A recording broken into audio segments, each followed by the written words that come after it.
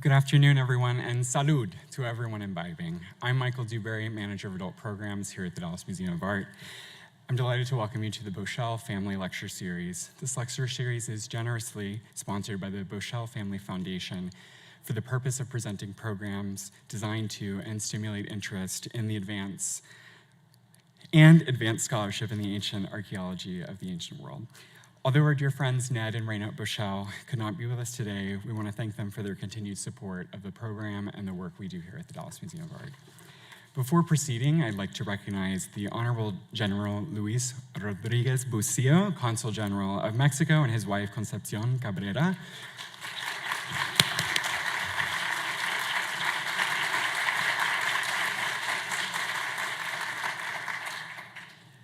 The Consul General came to Dallas 3 months ago, so we're so delighted to welcome you to the museum and to Dallas. Thank you all for joining us.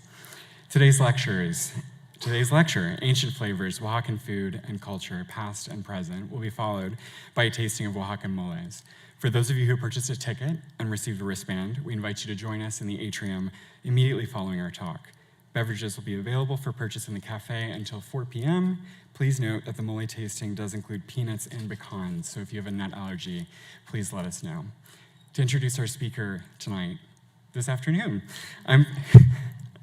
it's getting dark so early now. I'm pleased to introduce Dr. Michelle Rich, the Ellen and Harry S. Parker III Associate Curator of Indigenous American Art. Since joining the DMA in 2018, she's been working to highlight the depth and diversity of Indigenous art across the Americas. Through exhibitions, publications, and gallery installations, her curatorial practice bridges archaeology, art history, and museum work with a focus on rigorous scholarship and amplifying Indigenous voices. She edited The Arts of the Americas at the Dallas Museum of Art, a 360-page catalog featuring new research and over 100 new photographs, highlights from the DMA's Indigenous American Art Collection. She is currently developing a very exciting exhibition about Maya women that features both ancient and contemporary art. Dr. Rich holds a PhD in archaeology from Southern Methodist University and has been affiliated with the U.S. Guatemalan Proyecto Arqueológico El Perú Huaca since 2003. If you've not visited her latest exhibition, Creatures and Captives, Painted Textiles of the Ancient Andes, make sure to do so. This groundbreaking exhibition and a jewel of a show, the first on Peruvian painted textiles, is on view in Level 3 through February 22nd. Please join me in welcoming Dr. Rich to the stage.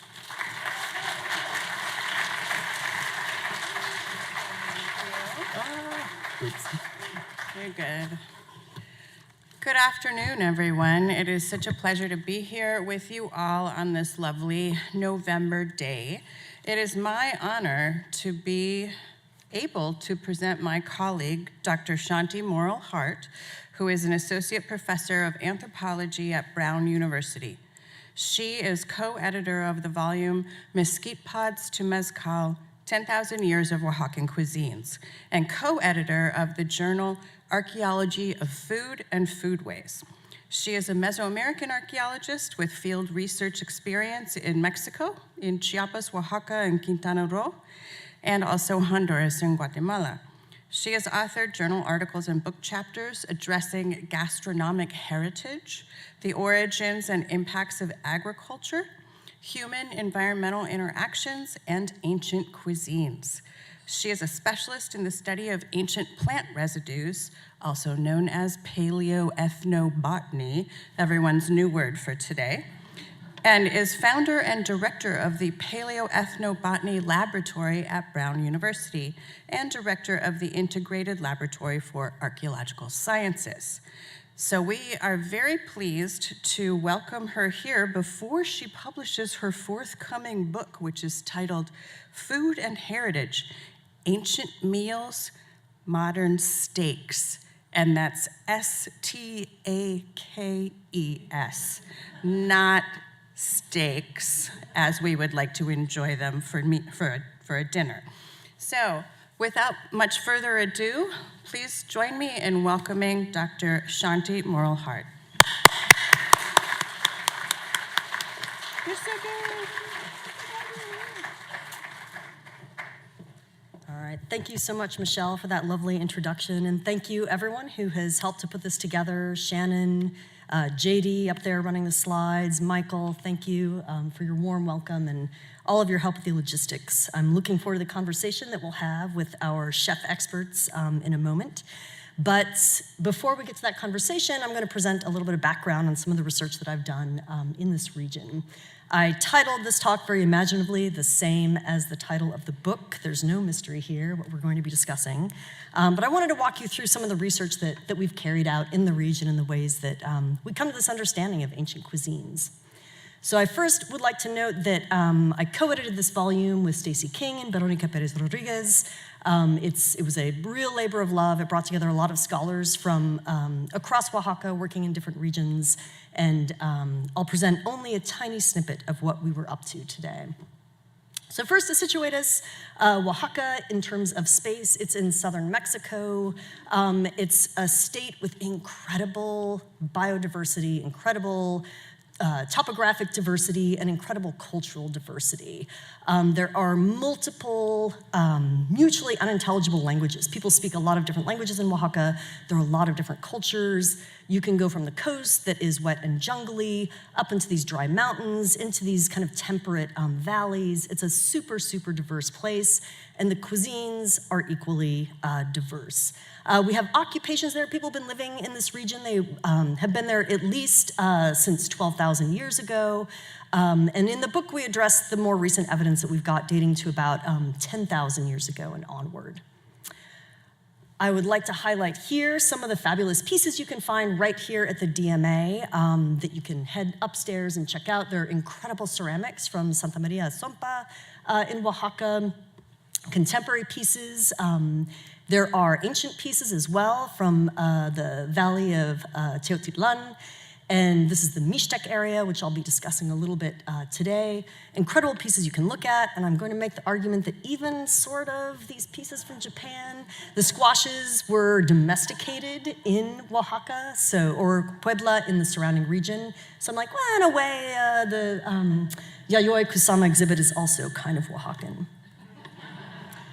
All right, so the book has multiple chapters. It's a dry academic volume, so if you are like my aunt and purchased a copy thinking it was going to be a recipe book, I hate to disappoint you. I'm going to tell you now, it's an amazing book, and yet no recipes inside. Don't be fooled. One thing I want to highlight before we begin is that contemporary Oaxacan cuisines have been inscribed on the UNESCO's list of intangible heritage. This is, there's just so much diversity, so many different kinds of ingredients and techniques that go into it, that UNESCO has formally recognized Oaxacan cuisines as part of the cultural patrimony, the global cultural patrimony. So I'm going to gesture toward 3 of the chapters where I was one of the co-authors, just to walk you guys through how we're thinking about some of these topics. First, the making of Oaxacan foodways. And here I want to distinguish, why did we say cuisine? Why not subsistence? And subsistence is the term we'd usually use in archaeology. Oh, people were, they were subsisting, they were barely getting by. Why do we talk about cuisines, and why do we pluralize that? Why is it not just Oaxacan cuisine? We've got a couple reasons for that. First of all, subsistence is pretty cut and dry. It's kind of, it's just you're shoving calories into your face. You're just trying to get by, you're just trying to survive. That's subsistence. And we thought, given what we're finding in the archaeological record, given what we know about contemporary Oaxacan cuisines, this is not why people cook and prepare these things in all these elaborate ways, using all these elaborate flavors. So we wanted to move past this idea of just calories. And this is where the term cuisine seemed a lot more helpful. And this is a very long definition. If you want to read it in detail, it's in that chapter.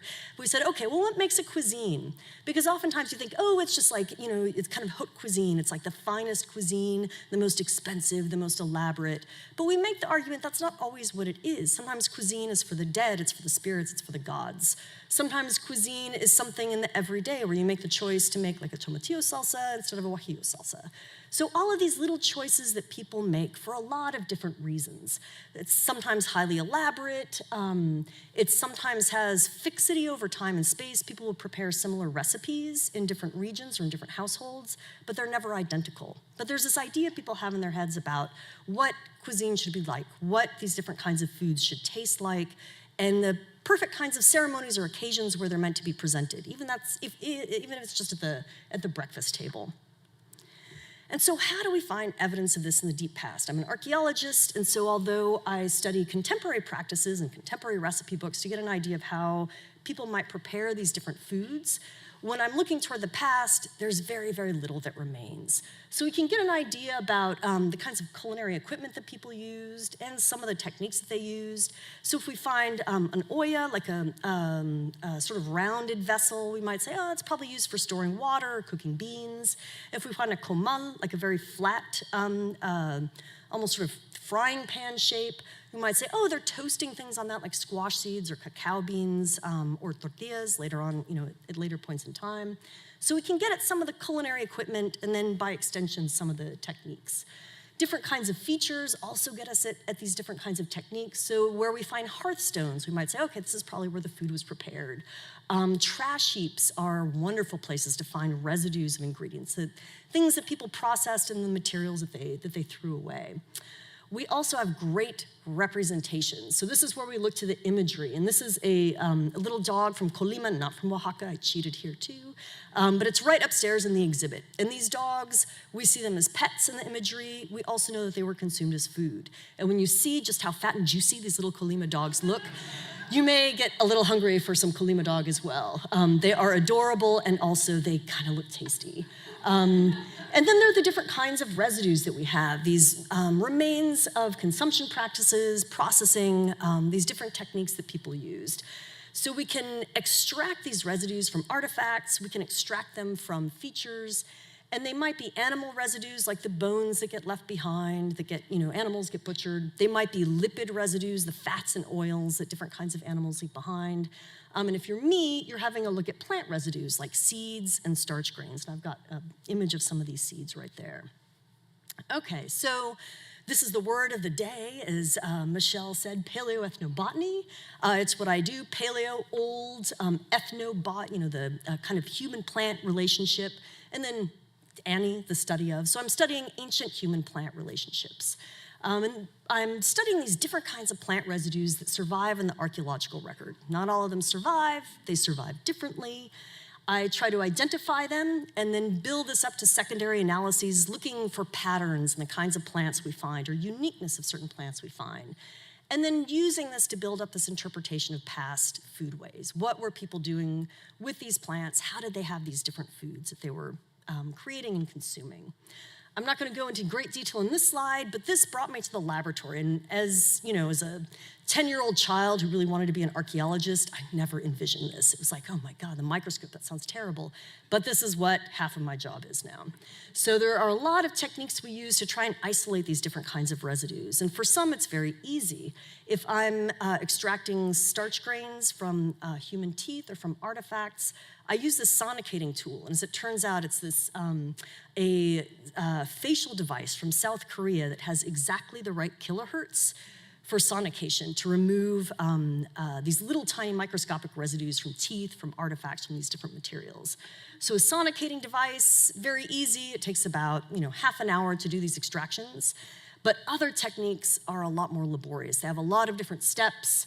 We might use a flotation machine to float out seeds to study those under the microscope.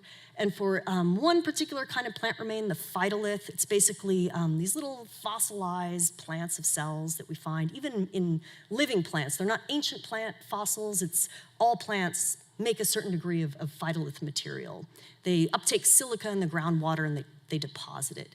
So these preserve really well, but they're really hard to get to. So I have to go through all sorts of chemical digestions with all sorts of horrible chemicals that no one wants to touch or be around. And eventually I can get to a place where I'm looking at some kind of extract under the microscope. So it takes a lot of work to get to some of these residues. Some are a little simpler. All of them involve a lot more microscope time than 10-year-old me had envisioned. Okay, so that gives you a little bit of the background in terms of the techniques that I'm using and the ways that I got at some of the data and some of the findings that I'm going to present here. So this is chapter 3, I think, of the volume, co-written with a former student of mine, Eloy Berube, who now has his degree and is out there in the world. But we studied some of these materials that have been recovered at this rock shelter very close to Oaxaca City. It's a site very evocatively named MRG6. This was just, for this region, site number 6 that was studied. The name has never changed. It will probably be MRG6. But we had a look at some of the materials there. And here's where I'll note, I'm using some of the imagery here that shows people engaging in different kinds of activities in a rock shelter. This is actually from a wonderful website from Texas, where they had a great illustrator showing some of these activities. And a lot of what we're finding at MRG6 is really similar to what's shown here. All right, so here's where MRG6 is. It's in the Central Valley area, or in the Central Valleys area around Oaxaca City. And this site dates to roughly 10,000, 8,000 years ago. It's in that rough range. Lots of different people passing through this rock shelter over probably a couple of thousand years. This is right around the region where a lot of studies on domestication have taken place, especially at the famous site of Gilanakits, some of these other sites, these other rock shelters in the region, where you have these famous studies of corn cobs increasing in size as people were domesticating and selecting for these larger and larger corn cobs. It's also an area where a couple of different kinds of squashes were probably domesticated, including the one featured on the exhibit just upstairs. Chili peppers, beans as well. People were domesticating different kinds of plants even earlier than they were making use of things like ceramics. So we're finding evidence of people cultivating things in pretty deep time, deeper than I would have guessed before I started studying this. And based on all of these different studies in the region, a couple of scholars came up with this idea of how the kinds of things that people were consuming and the kinds of preparations that they were using to basically build their cuisines. And so they say, okay, we've got your maize, your zea, chili peppers, squashes, beans, some of these different fruits, and these are the kinds of things they're making with them, in addition to the famous agaves, which is where we get our lovely mezcals and tequilas today. But this whole kind of map of these different things that people are consuming and how they're preparing them. Okay, so what did we find? So here we are, we're very close to another famous site, Mitla. But again, no fun name like Mitla. We are just MRG6. And here we found all sorts of different kinds of plant residues. So on the one hand, we looked at some of the materials you can see with the naked eye, like the seeds that were recovered from this rock shelter. We also did some of these extractions from different artifacts to see some of the really microscopic things, what we call microbotanical remains, things you can't see them with the naked eye at all. You wouldn't know that they were there. So we looked at these different seeds, we looked at some of these extracted residues, and we drew the residues, the very microscopic residues, from different kinds of scrapers made of flint, made of chert, that people were probably using to prepare plants and also butcher animals. And then these different kinds of grinding stones to see, okay, how are they like bashing up little nuts, or what are they using them for? What are they grinding with these things? We found all sorts of things, things in the amaranth family, things in the cactus family, things in the epazote family, squashes, different kinds of grass seeds, different kinds of beans in the bean family, not just the domesticated kind, some in the Solanaceae family, which is where we get our tomatoes, potatoes, chilies, and tobacco. And then in the Cannabaceae family, there was hackberry. We found a couple of hackberry seeds. So if this is the sort of posited system, the kinds of ingredients that people are consuming and some of the ways that they're eating them in the Archaic period, here's what we found. Not a lot that had been found elsewhere. And we thought this was curious because you go just half a kilometer up the valley, a rock shelter that dates to the same time period, and you have things like maize or beans or squash, and it's this different pattern from location to location. People have different kinds of foods that they're processing and consuming in these rock shelters. And this led us to think, if they are making these decisions, their neighbors are growing maize and hyptis and the hog plum, these guys aren't eating it. It seems like it would be a perfectly good ingredient.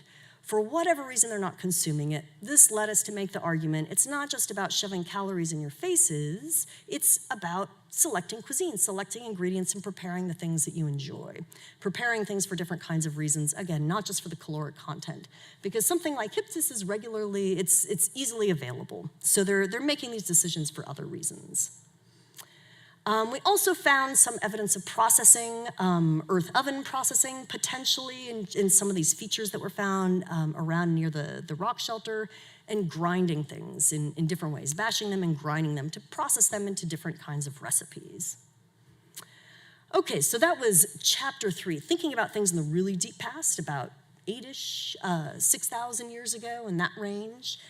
So now I'm going to move way forward in time to an area that dates to about 500 to 800 years ago.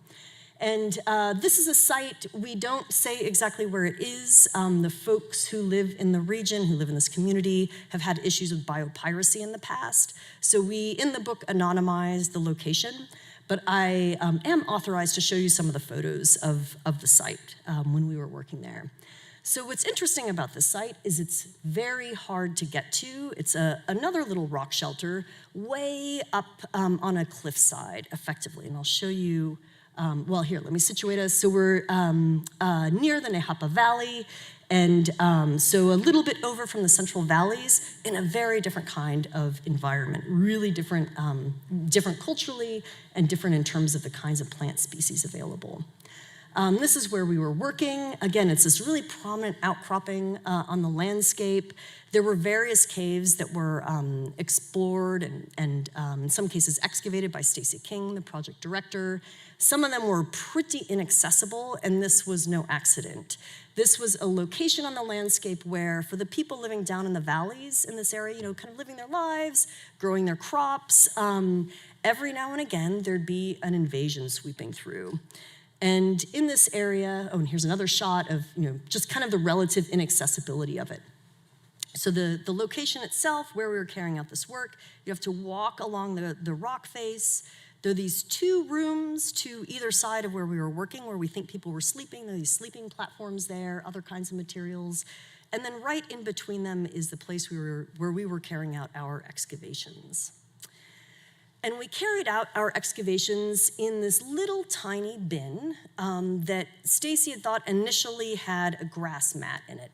So she got authorization from INA, from the National Institute of Anthropology and History, to conduct excavations. She brought me in to excavate this grass mat, we thought, and it turned out not to be a grass mat at all. It turned out to be something covered up with grass leaves, these stalks of grass. And when we carried out the research, we found all sorts of things. So this was many, many hours at the microscope. Again, 10-year-old me would be so disappointed in myself now. But looking at all of these things, I'll give you a quick survey of what we found, including some of the contemporary foods where these things are featured. So different kinds of grains and edible seeds, amaranth being one of them, alegria, sometimes puffed and toasted and made into really delicious sweets in different parts of contemporary Mexico. Other grains and seeds, the maize that you would expect, black beans specifically, we did not recover any pinto beans. Chia seeds, that was one of my personal favorites, and different kinds of bean species. If you've ever tried the waje, it is a bean pod. You open up the pod and you can eat the seeds out of it, just like this gentleman is doing here, and they have this really garlicky flavor. The entire state of Oaxaca is named after the waje, is named after this very tasty little bean. So we found some of those various species from the same family. The white zapote, which I've read if you eat in large quantities, can give you a lot of indigestion, but in small quantities is delicious. We found some of these seeds. Other kinds of edible fruits, or in the case of squash, edible flowers. The seeds, people are probably eating the seeds, the flesh of the squashes we do now, and also the flowers and different kinds of preparations, and guavas as well. We found some of those seeds. Other kinds of edible fruits we might know, from the chile peppers, the nopal cactus, which can be consumed, you can eat the fruits of it, which is where the seeds are coming from, and then also the paddles. They can be roasted and consumed that way. Other kinds of edible fruits, the hog plum, the ciruela, and then this was an exciting find. It's not absolutely verified, but I am 99% certain that we found a pineapple seed in this deposit as well, which pushes back the time that we would have thought pineapple was consumed in the region. Although today pineapple is so beloved that there's an entire dance devoted to it. So if you go to festivals like the Guelaguetza in Oaxaca City, you'll see the famous pineapple dance. Other kinds of edible fruits, the tomatillo, other edible leafy plants, some not so well known today, like the wood sorrel, in addition to amaranth leaves that people might have been consuming. The agaves, of course, both used for their fibers as well as the edible bulbs that will turn into our delicious mezcals and pulques. And then we even found a few plants used as vessels, and whether these were used to sort of hold the seeds or whether these were used for some other purposes, we're not sure. But the jicaras that get used today, sometimes for frothing the beverage tejate, found some fragments of those. And ultimately, we found not 122 seeds, we found 122 species. So for rough comparison, when I normally carry out work anywhere in Oaxaca, I might look at, say 1 liter of material about this much. I might find 3 different species or so. If I'm really lucky, maybe 10 species. From this one little bin, from that same amount of dirt, I found 122 different species. And so Stacy and I got to thinking, what are these seeds doing here? And we know that there are these different invasions sweeping through at different points in time. These poor folks had to contend with the Zapotecs sweeping through and invading. Later on, the Aztecs swept through, invaded. Later on, the Spaniards swept through and invaded. So they're retreating to these caves a lot, we think, over generations. And we think they're bringing these seeds with them. They're these really specialized sets of materials. And they're not just any kind of plant. They're special plants that people wanted to preserve. So we thought about this and thought, this sure does remind us a lot of a seed bank, a formal seed bank, like you might find at Svalbard in Norway. And the argument that we make in this chapter is it's not just about saving plants, they were trying to save cuisines. So many of these have culinary uses that we think that people were hanging on to their treasured flavors. They wanted to preserve not just these plants, but the recipes they could make from the plants, so that after the invaders had passed, they could go back down into the valleys and replant a lot of these food plants that they knew and loved. So if we're thinking about very ancient times, there are a bunch of processing techniques and plants that we're still using today that people have been using for 10,000 years or more.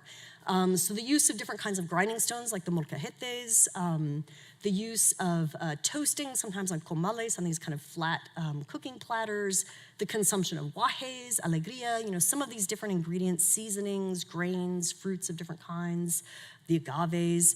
We are definitely still enjoying them very thoroughly today, and we'll be enjoying them in just a little bit. But other things are out. They've fallen out of favor. And this is another, I would argue, marker of cuisine. So even though people found a really delicious ingredient or a really useful technique, some of these things just fell by the wayside. They've become forgotten. They've become sort of lost to history. So we know that people were eating a lot of hackberry. I could probably poll the room. In fact, I will. How many of you have tried hackberry? I see one hand, not many of us. And other things, some of these wild grass seeds that would have been really beloved, fallen by the wayside. Some of these different kinds of culinary tools, they're just not used anymore. So some of these things that have fallen by the wayside, maybe they could be resurrected. I don't know that anyone wants to go and make their own lithic tools and then use them to hand scrape things. We may have shifted fully into metal for that at this point, but some of these ingredients could be reclaimed if people were interested in revitalizing some of these recipes. And so here is where I'd make the argument, contemporary Oaxacan cuisines, they've undergone a lot of changes over the past 10,000 years, and they are continuing to transform. And the chefs of today, and we'll be hearing a lot from Chef Monica in a moment, are making use both of these ancient techniques and ingredients, and then drawing in new kinds of techniques and ingredients to really innovate and develop really incredible contemporary cuisines. And here's where I will thank you for your attention, and I will turn it over to Michelle. All right. Thank you.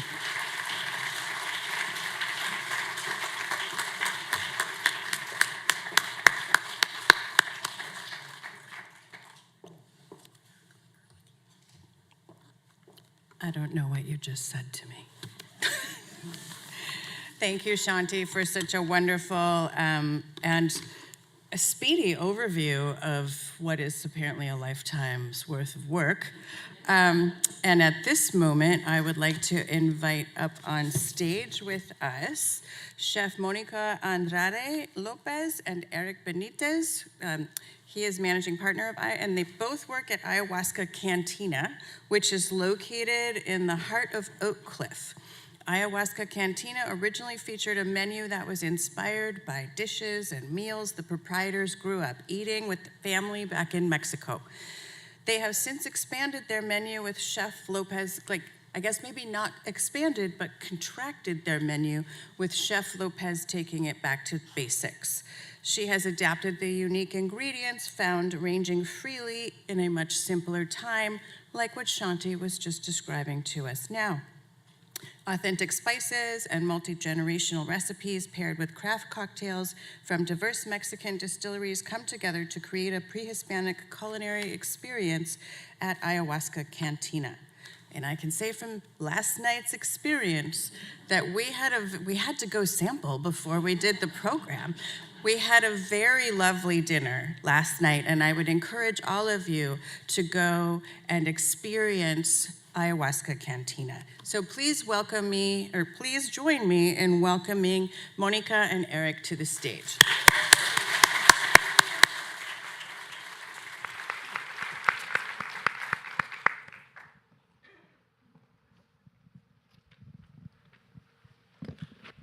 I'm going to start by moderating some Q&A, and after a few deep dive questions, we will then open it up to the audience to ask some questions. So I'd like to provide a little background to set the stage regarding our expert restaurateurs and chefs.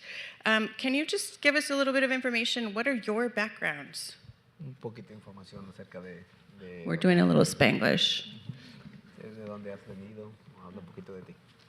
If you want to answer in Spanish, that's just fine, and we can translate. En español, yo te traduzco. Bueno, mi nombre es Monica Andrade Lopez. Soy la chef de Ayahuasca Cantina y Shaman Café. Tengo ese gran honor. Yo soy del estado de Veracruz. Desde los 19 años estoy trabajando en esta industria. Comencé como mesera y después cocinando mariscos. Desde entonces estoy en esta industria. Crecí con mi abuela aprendiendo técnicas de nixtamalización, haciendo diferentes moles. And I know her whole background because I work with her. Chef Monica, she grew up, she originates from Veracruz, Mexico. A lot of her cooking background comes from growing up with her grandma, watching her do different techniques such as nixtamalization, and also working in different restaurants starting from the age of 19 and onwards. She's started as a server, but now has focused to the kitchen, which I think she's doing a great job. So that's awesome. Where did the idea for Ayahuasca Cantina and Shaman Cafe originate? How did you come to that decision to open the restaurant? So for the names of Ayahuasca and Shaman Cafe, this I will have to throw it back to Mauricio. He is the founder. He's opening a new project, so he wasn't able to be here. But Mauricio comes from with a name from visiting many times to Oaxaca back and forth, and visiting of different regions. He finds a connection with the people and keeping those ancient techniques. So the idea of connecting the mystical and the heritage of the people, he comes with that name of Shaman Cafe and Ayahuasca Cantina. So that's where the name originates. Okay. I asked him that. And how long has the restaurant or restaurants been open? So we opened in 2020, mid-pandemic. Oh, perfect time. Perfect timing. It was, I guess you can see a bless in disguise. We faced everything that could go wrong in a restaurant. We did it in the first year, but that also helped us build resilience into creating new things, innovative ideas, but also keeping loyal to our heritage, which is the pre-Hispanic. Excellent. Thank you. Now I'm going to bump it over to Shanti. You know, when most people think about archaeology, as did 10-year-old you, they go straight to swashbuckling Indiana Jones and lavish tombs and grand pyramids. And as an archaeologist, really, how did you become interested in studying cuisines? So I knew when I was very young that I wanted to be an archaeologist. I was always fascinated by archaeology, especially of some of the southwestern cultures in the US. I happened to study abroad in Mérida in Yucatan and loved it and started to work in the Maya area and loved working there. And so then when it was time to kind of move into what was my specialization going to be within that field, I knew I wanted to study food. I had worked as a cook for several years when I was in college, and I thought, oh, this is really what I'd like to do, is have a look at this in the deep past. And if you want to study food, there are two key ways. And one is you study the animals. And for my friends who are archaeozoologists, zooarchaeologists, what they do is they go out and they collect roadkill so they can compare the ancient bones to the contemporary ones. I have participated and witnessed this. Yes. I wanted nothing to do with that. So I said, how about the plants? Let me have a look at the plants. But yeah, it started off cooking and then went the plant route. Yeah. Okay. Well, that seems to be the least potentially disturbing route. So then, what are your favorite plant remains to study? I really want to know. I'm sure they are not all created equal. They are not. It's like picking your favorite child, and I'm still going to pick one anyway. So the squash phytoliths are beautiful. Those are some of my favorites. The one I've been desperate to find is of evidence of fermentation. It is really obvious when you find it in starch grains. I have yet to find evidence of fermentation. 2 graduate students I've had have both found it. I'm always so jealous of them. I'm like, oh, you found it, you found it. I would love to find evidence of alcohol production, but, well, go ahead. I mean, time will tell if you will be that lucky. So time will tell. Time will tell. In preparation for this event today, I pulled out my partner's Diana Kennedy cookbook called Oaxaca al Gusto, An Infinite Gastronomy.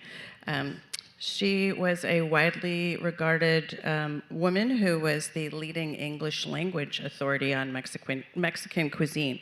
And I think that that book in 2010 was really one of the first opportunities for solely English-speaking audiences to really benefit from genuinely learning about Oaxacan cuisine.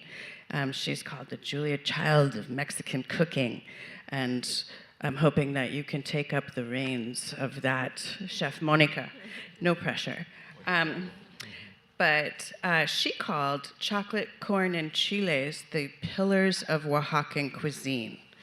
And can you, both of you Ayahuasca Cantina experts, describe how you use those in your preparations at the restaurant? Puedo dar un poquito de explicación de cómo combinamos los sabores de lo que es el cacao con los chiles secos y qué podemos crear o qué creamos aquí en lo que es Ayahuasca Cantina. Bueno, tenemos con los chiles secos tenemos diferentes recetas. Una de ellas es el mole Oaxaca, el mole madre. Usamos chile pasilla, chile guajillo, chile morita, chile ancho, y lo combinamos también con chocolate. Es una receta que no es solamente una salsa, el mole es un poco tardado para hacerlo. El mole se usa solamente en fiestas muy importantes en México y en Oaxaca. Aquí tenemos esa receta. También tenemos el mole encacahuatado, que también lleva cacahuates, chile morita, chile guajillo, y esas dos recetas puedo decir que tenemos con chiles. And just to give you a quick translation, when it comes down to comparing those two main ingredients, that it's a staple to the Oaxacan cuisine, we use a lot of dry red peppers. I think you probably recall the names that she said. But also one of the main ingredients is one of the Mexican cacao or Mexican chocolate. A mole madre consists of those ingredients specific, but we also have another mole which is called encacahuatado. It does have roasted peanut with different dry red peppers as well. So the texture of it, you see the mole, it's a little bit thicker as a sauce. Can you explain a little bit what mole madre is? Like, what's the madre part? Un poquito más de descripción que lo que es el mole madre. Bueno, el mole madre se le llama así porque cada vez que hacemos un nuevo mole, le agregamos el que está sobrando. Es para que agarre un mejor sabor, mejor textura. Tiene como una textura terciopelada y todos los condimentos se van realzando más el sabor. So the mole madre, in essence, what it means from your last batch, you save part of that and mix it with a new batch, and you keep adding it, and it's just something that can go for many years. There's no end. So the thing is to be mixing the previous batch to the recent batch, so you can enhance the flavors even more, giving it a better texture as well. So it's a little bit like, if anyone is familiar with the process of making kombucha, you have I had a roommate who did this once. You have the little SCOBY that you keep, and it's like this gross little thing in the fridge that you keeping alive by recycling it, in a sense. So, I mean, I think that's a really good analogy for us to think about. One of the things I wanted to bump to Shanti and ask you is, I didn't really see, and maybe I missed it in your presentation, a whole lot of evidence of chocolate. No, that's true. And part of the reason for that is probably chocolate was so prized in the past. I mean, the Aztec marketplaces, famously, cacao beans were sometimes used as a form of currency, to the point where there were even cacao counterfeiters. They would make little counterfeit cacao beans to use in the marketplaces. So it is very difficult to find cacao. I found it only twice ever, just little tiny fragments. And we think it was so precious that, it wasn't always like money, and especially in places where people are growing their own cacao, it probably was not as valued, but valued enough that it's really difficult to find. And the process of preparing it, you have to ferment it before you toast it. And the process of fermentation really makes the beans very brittle. They don't stay kind of whole in the same way, especially after toasting. So it's very, very hard to find. Okay, fascinating. Chocolate really is central to so many Mesoamerican cuisines and economies that, I think what we don't do enough is give ancestral people credit for being as sophisticated and cosmopolitan as they really are. So I think diving into something that's so easily relatable, like food, is one of the ways to do that. And you really get a sense of how similar humans are through time. And I really would like to talk a little bit with all three of you about how specifically does Oaxacan cuisine fit into the vast array of Mexican cuisines, and what distinguishes it from other regional cuisines? That's probably a really hard question to unpack, but give it a shot. So, más que nada, una de las primeras preguntas es cómo crees que la cocina oaxaqueña puede distinguirse de todas las otras lugares, regiones, y cómo ha jugado un lugar excéntrico para lo que es ahorita. ¿Puedes decir un poquito de? Bueno, una de las cosas que distingue la gastronomía oaxaqueña es sus variedad de moles, como mole madre, mole encacahuatado, mole amarillo, mole coloradito, con distintos sabores todos. También por todas sus bebidas, su chocolate con agua, chocolate con leche, atoles. También las técnicas que utilizan pues, son realmente prehispánicas, de nuestras técnicas que usaban nuestros antepasados. Como el metate lo siguen usando, ahí es donde muelen todos los chiles de los diferentes moles que estoy hablando. El molcajete no han dejado de usarlo para nada, no usan la licuadora. Eso es lo que siento que distingue de otras culturas. Perfect. That's a perfect explanation. So yes, what how do you differentiate Oaxaca from the other regions? So Oaxaca preserves a lot of their pre-Hispanic ancient techniques. Mole, it's something. It's also known as the motherland of moles. You know, the mother of the 7 moles. So Oaxaca, it's known for the maíz, the dry red peppers, the chiles secos, and of course the ancient technique, like she mentioned, the metate, where you grind the masa very fine, or chiles or cacao, everything to create cooking recipes without using, I guess, the blender, right? Nothing wrong. It's just that they are preserving kind of like those ancient techniques, and that's how you differentiate them. Great. Shanti, do you have any thoughts about what distinguishes Oaxacan cuisine from other regions of Mexico? Yeah, I mean, after many years of working in different parts of the Maya area where you have huge biodiversity in the jungle, but it's only of the jungle, because the state of Oaxaca has these mountain regions, these valleys, these coastal regions, desert landscapes to jungly landscapes. I mean, the variety of plants you could find in the archaeological record is enormous. There's so many things I've never identified, because there are something like 8,000 species I could be recovering, and I know how to identify maybe 1,000 of them.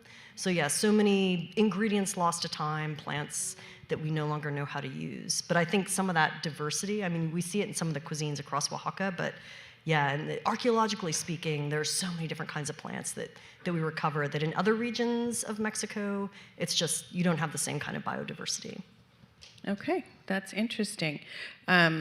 I have worked in the Maya area for quite a long time too, and it's a completely different ballgame than Oaxaca. So I can sympathize with that. Let's talk about some signature dishes on your menu. Do you have a couple you'd like to share with us? Gonna wet everyone's whistle out there? We definitely have some, but I'll let our chef Monica, los platillos de especialidad que tenemos, que lo que son ayahuasca. Ok, los platillos especiales que tenemos en ayahuasca es, tenemos el tamal relleno de frijol envuelto en hoja santa con una cama de mole madre. Tenemos los tuétanos con beef tenderloin, y también llevan chimichurri con chile de árbol. Tenemos el chicharrón de puerco en salsa verde con We did enjoy that sus last respectivas night. tortillas de maíz azul, rojo y amarillo. So 3 of the main specialty dishes we have, honestly, I love all of them, but those 3 that she just mentioned, one is a black bean tamal that it's wrapped in hoja santa, which kind of has I think it's a root beer leaf in English. Sounds very different from Spanish, but it has a peppery texture, right? And it's served with our mole madre. The combination of those 3, oh man, it's the best. The other one is our bone marrows, which is tuétanos. They are topped with chimichurri, beef tenderloin, and the criollo tortillas with hoja de maíz. The other ones are the chicharrones. They are made with green tomatillo sauce. Your tortillas, of course. Honestly, you're going to find tortillas pretty much in every dish. So that's what Mexico is. But those 3 dishes are one of the most popular we have, and have been with us since we opened. Amazing. Who's hungry? Yeah, we all are.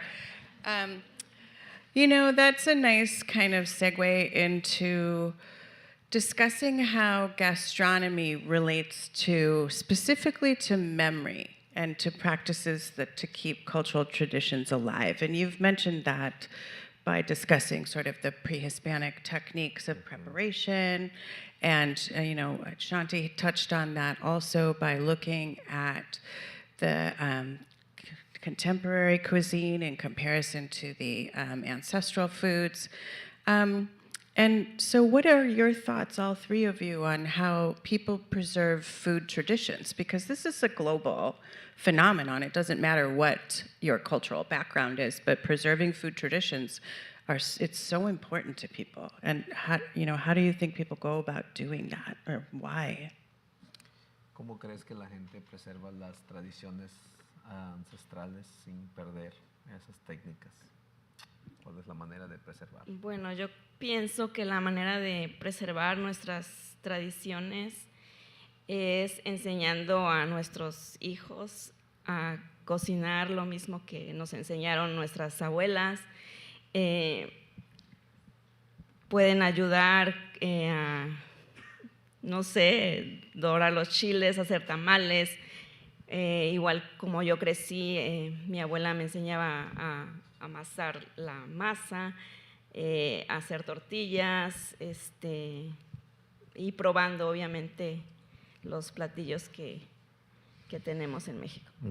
A way to preserve a lot of those traditions or techniques, it's I guess it's sharing those moments with your loved one. That could be your child, your grandchild.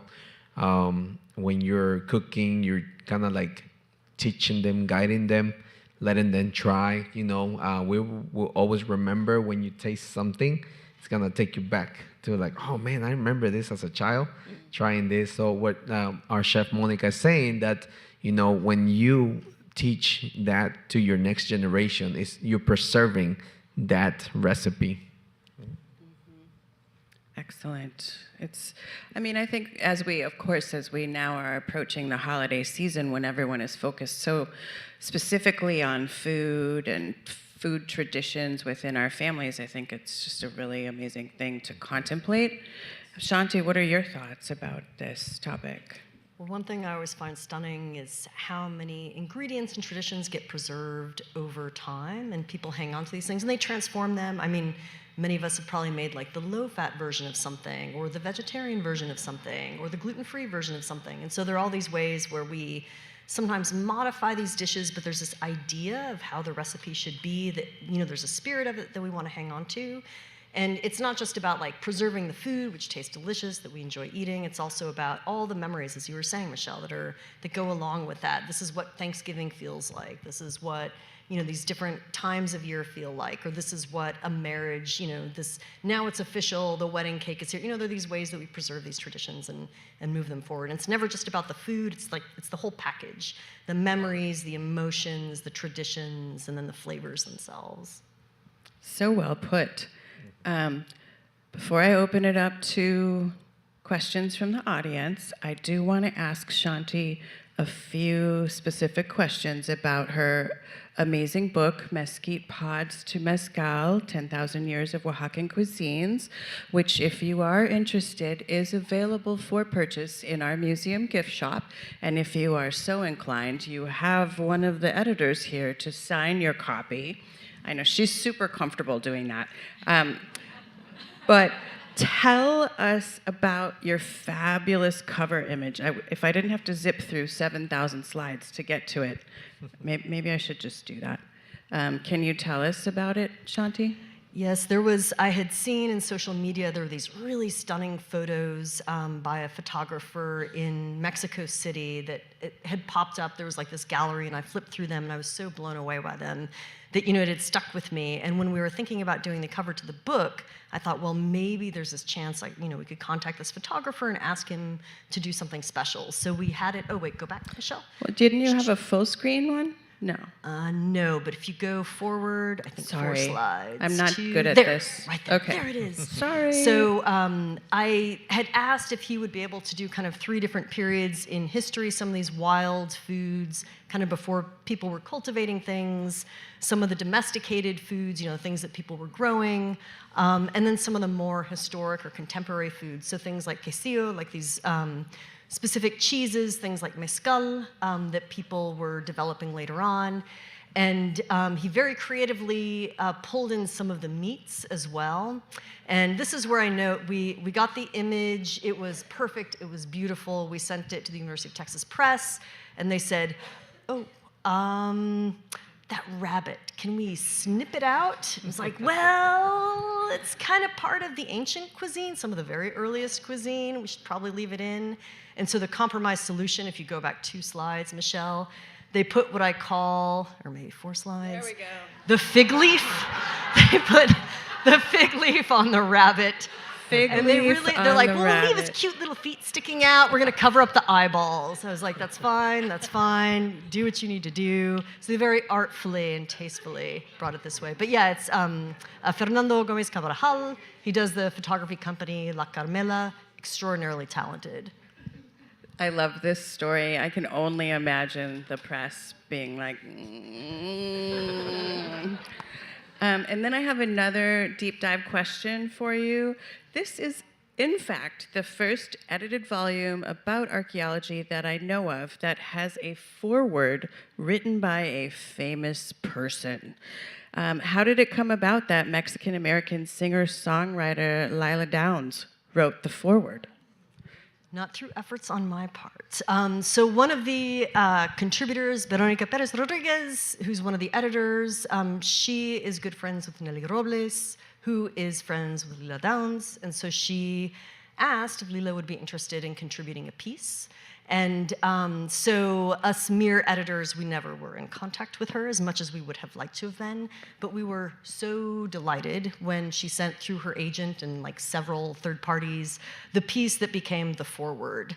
And what we were also really excited by was the contributors to the volume, the very last chapter, drew in some lyrics from one of Lila's songs to really think about the consumption of tejate, the beverage that is pictured in the upper left of the book cover. Amazing. Very clever. All right. Now is when we open it up to the audience. Do you have any questions for our speakers? We have folks walking around with microwaves, food-related microphones. Please, go ahead. Thank you. I have a question for Shaman Cafe, for the restaurant. Do you have trouble, or how have you found sourcing ingredients here in Dallas and the region? Que si has tenido dificultad para agarrar los ingredientes para crear las recetas. Es lo mismo que te preguntaron a mí. Sí, un poco, pero gracias a Dios sí hemos podido conseguir todo. Ahorita tenemos, por ejemplo, el tamal de hoja santa. Ese sí es un poquito difícil conseguir la hoja santa, pero aún lo puedo lograr. También pensé que se me dificultaría conseguir las pencas de maguey, pero también me fue fácil. Esas sí las puedo conseguir porque tengo barbacoa de borrego envuelta en pencas de maguey. So yes and no. For some ingredients, it has been a little bit tough to find them. We're gonna have to go like on a search hunt, right? But we have found some companies that carry certain things like the hoja santa. But luckily, thank God, we have found we work with a company that specializes in bringing a lot of Mexican ingredients, such as all the dry red peppers and Mexican cacao. It's called Tasco. If you have a restaurant, Tasco will get you pretty much 99% of all Mexican ingredients. I want to follow up really quickly before we pass it off to another audience member. Many of you may have seen, I think it's an American Express, it's like a business credit card commercial for a company called Hacienda. Oh, yes. We have that. And so, yeah, tell the audience. So, Hacienda, just to give you an idea, it's masa, tienda, okay? They specialize on bringing the heirloom corn, which that's what we use. It's red, blue, yellow corn, and that's the closest thing you can get to harvesting the corn yourself. So Hacienda, it's preserving that, that was fading away, bringing it back to the restaurants. And now, thanks to stores like Hacienda, They offer the red, blue, and yellow heirloom corn. Awesome. Do we have another audience question? Yeah, here. Hi, thank you. My family of 4 will be visiting Oaxaca in December. We're extremely excited. It'll be our first time going there. But we're somewhat challenged by the fact that we have vegetarians in our family and nut allergic people in our family. Are we going to have a very hard time finding things to eat, or will we be okay? As someone who is mostly vegetarian, no, you will be so happy there. There are so many foods you can eat. Any restaurant will have 10 to 20 things that you'll eat very easily. For vegans, you'd have to be a little bit more careful. There's cheese and a lot of things, but for the most part, as vegetarians, you'll be so delighted you won't want to leave. As far as nut allergic, should we stay away from mole because a lot of them have nuts in them? I think maybe 2/3 of the moles, like of the 7 traditional moles in Oaxaca, I think 2/3 of them have nuts. So you would definitely, if you don't speak Spanish, have a little card that translates and just says, like, we're unable to eat nuts, and people would direct you accordingly. Okay, thank you. Travel tips, courtesy of the DMA. Love it. Hi, my name is Maya. My question is for our paleoethnobotanist. I'm wondering how many of like the 120 species of plants that you've accumulated, how many of those, seeds, how many of those were used for possible medicinal purposes, and how many of those have we lost throughout time where we can no longer get those benefits? No, that's a very good question. I've written a little bit on not the uses of the plants in Oaxaca, but in other regions where I've worked, a little bit about their medicinal uses. And the trick for a lot of these is we find the residues and we can say, okay, likely used for cuisines, culinary purposes. But as you note, some of these were used for medicinal purposes. I noted here, it's like, oh, some things like squashes, were they eating the flower? Were they eating the fruit? Were they eating the seeds? All of the above. Are there other uses of squash plants that we don't know about? Medicinal qualities that like the plant resin has. And we find there are many, many plants that have, they're used in a lot of different ways. And so the trick for us is we try and triangulate it with what we know from the ethnographic record, in speaking with collaborators that we work with in the contemporary era and reading historic records and trying to build up this idea that, okay, well, this is probably pretty exclusively culinary use, or this other thing, it had like 20 uses. It's a dye, it's a medicine, it's for construction. And so there's a lot of complication there. And so we try and tease it out. But these days, instead of trying to say, okay, which one is it? We say, well, here's a plant, and it could have served all of these different uses. Or something like amaranth. You can eat the greens, but you can also eat the seeds. It has medicinal qualities. So we just say, instead of either or, it's kind of and, if that makes sense. Thanks for the question. How do you choose the plates and bowls and other items that you use to present the food? Can you identify yourself, like, so we know where the question is coming from? There we go. Hi, sir. Okay, could you repeat that? How do you choose the plates and bowls and other implements that you use to present the food? I want to know that too.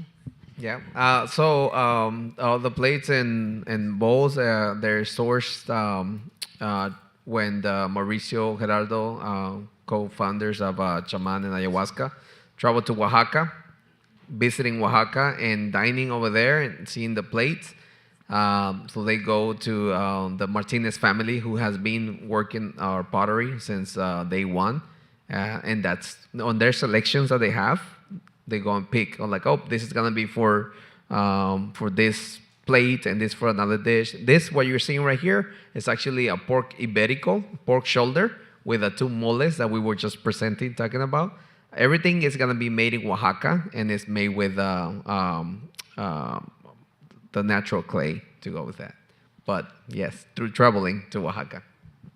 Excellent. I see a question in the center here. Yes.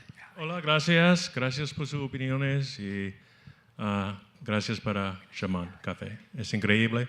La comida es impresionante. Es muy raro en Dallas, porque la mayoría de restaurantes en Dallas de México son basura para mí. Pero Este pregunta es para los arqueológicos. I don't know, say archaeologists in Spanish. I know who lived in the Yucatan in ancient times. I know who lived near Mexico City in ancient times. This is a different geographic region, which I love, by the way. And it's so different than both those areas. But I'm curious, I know where the Olmecs roughly were. They were near Veracruz, I guess. Who was in Oaxaca? Because that's a very different terrain to live in. It's a very different terrain. And you have folks that are spread out. So for example, Mijesoque people are there, sometimes in the highlands. And so you have different groups of people that extend beyond the boundaries of contemporary Oaxaca. The places where I've worked have mostly been with Zapotec people, which would be the most famous site is Monte Alban, right outside of Oaxaca City. They're Mixtec people. I've worked with a couple of Mixtec sites. There are people extending even further back in time that they don't have names. Like they're probably ancestral to some of the contemporary people, but they're not named societies. We don't have things that help us kind of situate how they might have called themselves. Many different cultures. And again, lots of just mutually unintelligible languages. So it's like the difference, it's not the distinction between like Spanish and Portuguese and Italian. It's like the difference between Spanish and Mandarin and, Russian. Russian. Yes, Russian, great minds. But yeah, so just enormously diverse. And we think this corresponds with like different groups of people migrating in from different places. Sometimes people migrate out. There are folks migrating up from the south, folks migrating in from the north, people move out. So just as these different cultural groups kind of move around on the landscape, we get some of these distinct traditions. So some of the very ancient things we find don't correspond perfectly with any of the contemporary cultures that we know. In other cases, we see this kind of continuity over time. But yeah, many different cultural traditions. And this was a shock to me, moving from the Maya area, the northern Maya area, where there's one language spoken, Yucatec. And so, I'd started to learn Yucatec. I moved to Oaxaca to start to work there, and I was like, oh, great, I'll get to know the language. It's like, no. I can't possibly learn 30 languages. But yeah, it is enormously culturally diverse, which is part of the beauty, part of the charm. Thanks for the question. Does Oaxaca have any typical street foods? And are chapulines really children's snack foods? Que si Oaxaca tiene comida como los que venden puestos en la calle, todo esto. Bueno, Oaxaca es considerado por vender diversos platillos en los mercados. Tiene muchos mercados y venden el chocolate, barbacoa, carnitas, mole, enmoladas, como las que tenemos en Shaman Café. So basically, you were asking if they have like street food. So yes, a lot of the food is actually they do in the markets. So it's not as I wouldn't say it's as big as Mexico City, but they still do have that, and that's where you're gonna find like the cacaos, or you mentioned the tejate. Oh, we had it for one time at the Chaman. It was amazing. But yes, we do have. They do have it. I'm sorry. And the second question, I wasn't able to understand it. Are the chapulines children's snacks? Oh yes, they're like protein bars. They're delicious. They're adult Los snacks chapulines too. son como proteína, ¿verdad? Proteína. Yes. Gusano de maguey. Yeah. If you season them with a little tajin, they'll take it. So I'm way in the back. In '83, I lived in Houston. I was able to go to a master chef's class in Mexican cuisine, and the lady did about 6 different items. One of the last ones she did was manchamanteles, stained tablecloths, braising the chilies, and then anything that touched the liquid would. She said this was maybe hundreds of years old. She would just word of mouth from her grandmother, great-grandmother, whatever. So one thing she mentioned is every time they made it, it was different, is what was available, because there was no refrigeration hundreds of years before. So they would do, like, the one we did was chicken and pork. We had 3 different fruits, 3 different vegetables, what was available.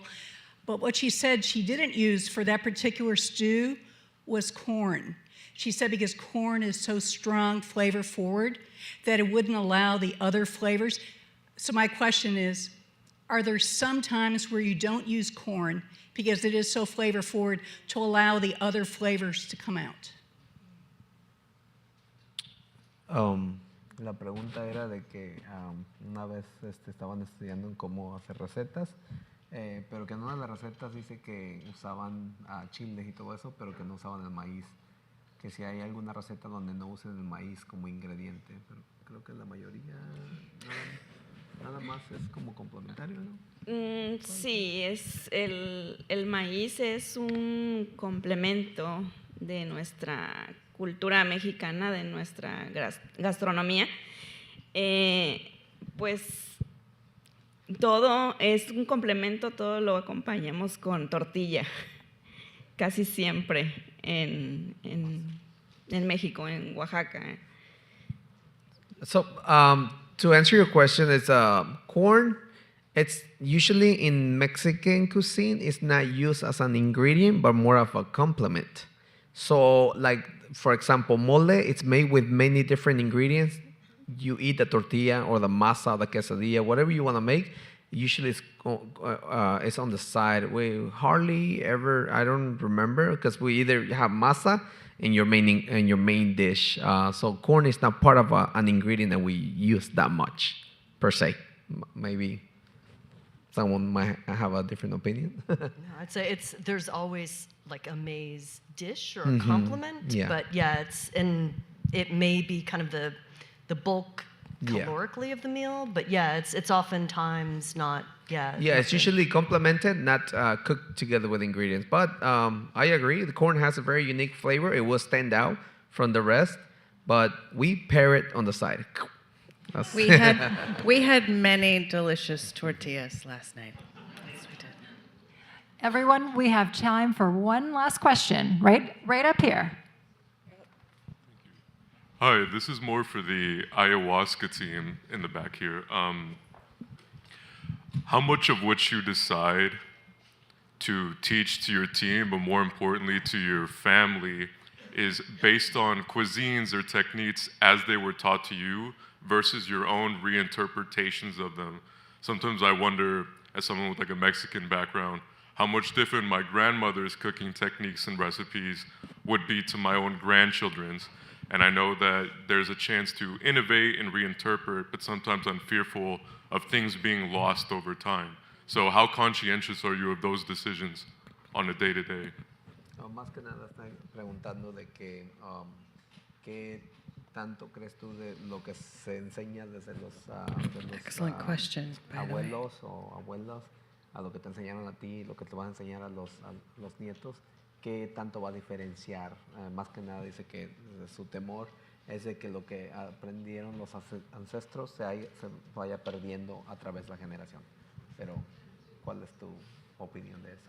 ¿O cómo reinterpretarías de que no se pierda como que esa tradición?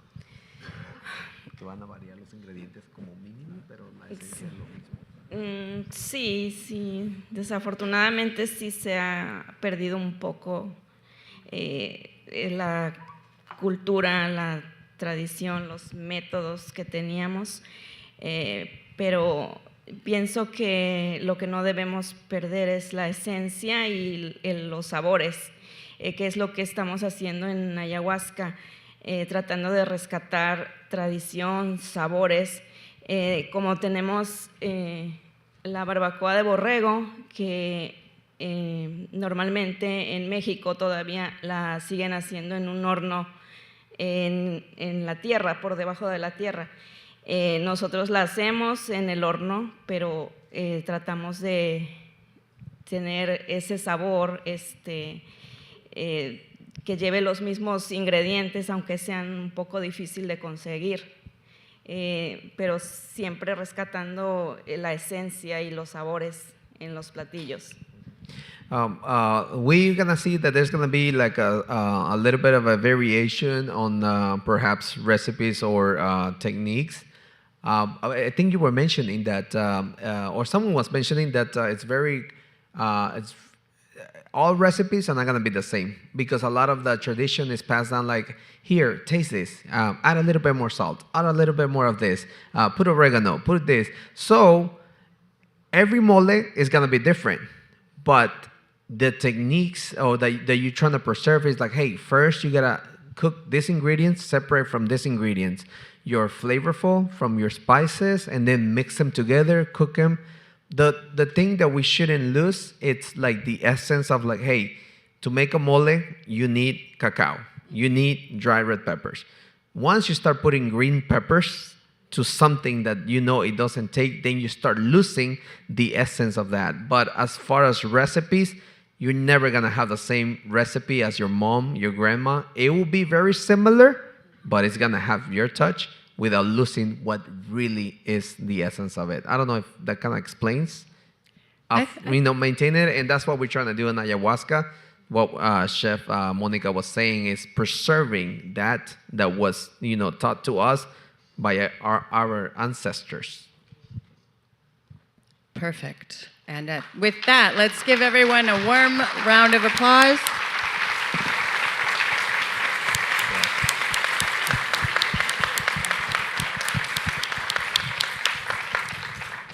I'm hungry already, and I love ayahuasca. I go there all the time, so I hope to see some of you there. Thank you all for attending today's lecture. If you're joining us in the atrium for the tasting, make sure you have your wristband. Your drink tickets, if you still have them, will be redeemable in the cafe.